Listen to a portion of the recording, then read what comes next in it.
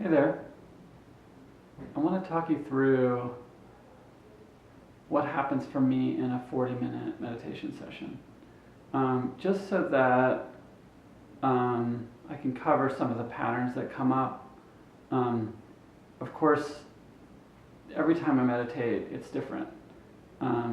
But there are these patterns, and they're worth talking about. Especially in a 40-minute session, which can feel quite long. So one of the patterns is that I'll sit down and I put my phone into airplane mode and I set the timer using the Oak meditation app.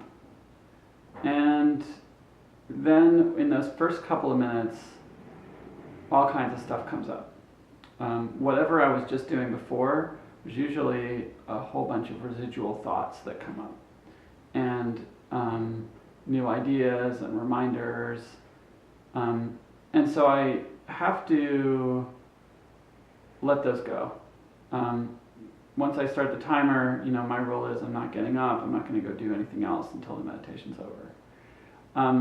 So sometimes I keep a little notebook and I can write those down. Most of the time I just let them go. And I expect that even though there may be something amazing, some brilliant idea, I'm going to just expect that it'll come back to me when I'm not meditating.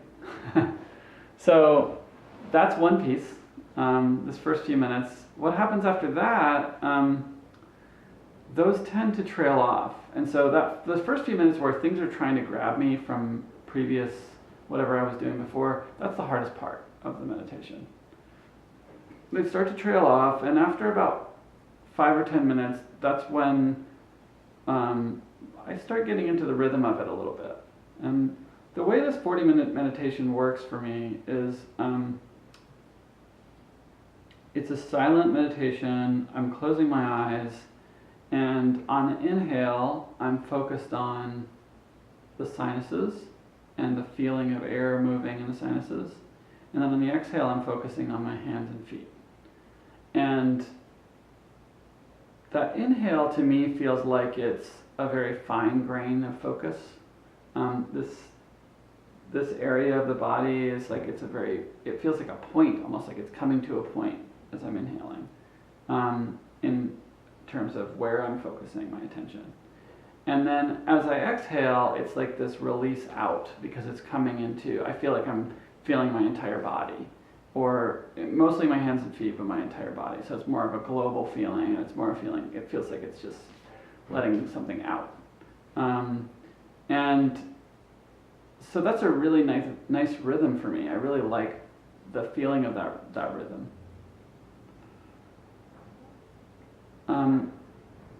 After about 5 or 10 minutes, I definitely feel the sense of tingling in my hands and feet.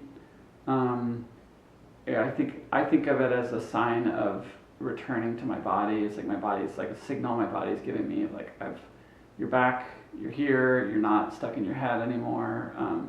During this period, you're just, I'm getting back in touch with myself. And after about, that's about 5 or 10 minutes, but that intensity of feeling of both the sinuses, tuning into the sinuses, and also the feeling of the hands and feet and the tingling sensation, those tend to intensify throughout the whole session. And meanwhile, I'm letting go of thoughts like left and right. Like I'm probably hundreds of thoughts are coming and going over the course of 40 minutes that I'm having to let go of. And some of them have kind of a stronger hold than others, so they'll keep I may drift off into some thought land for, 30 seconds or a minute sometimes before I catch myself and come back.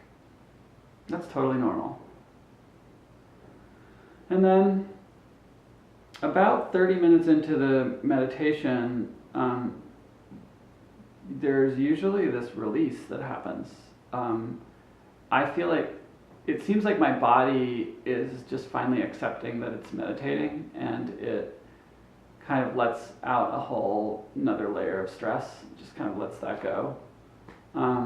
the muscles in my face tend to like relax at that point some more. I feel that happening, and my shoulders relax a little bit more.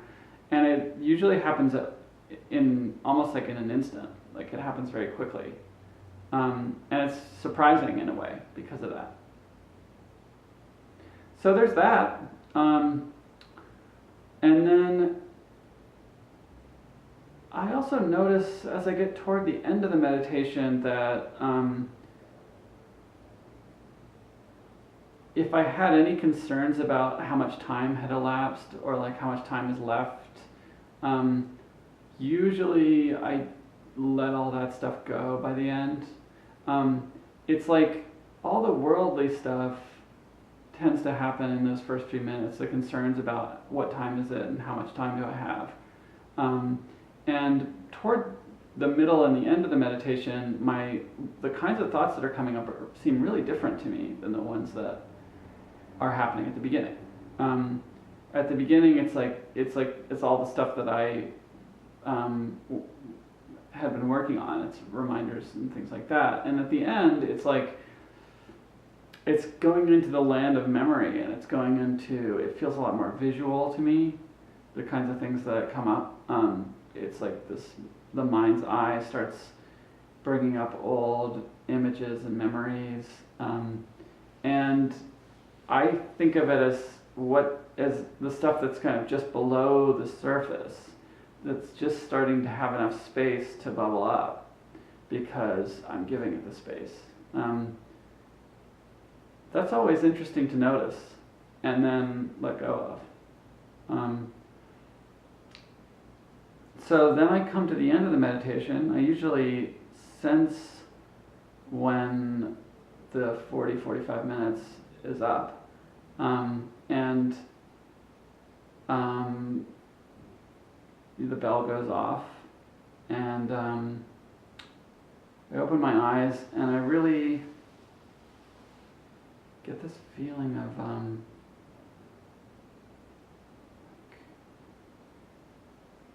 vividness in the world around me.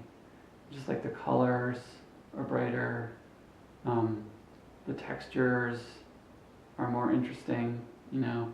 And I look at the rug in my living room here, and it's like the textures are suddenly just, everything's standing out more. The world looks more interesting and more beautiful after meditating. So not only do I feel more relaxed, but there's this sense of like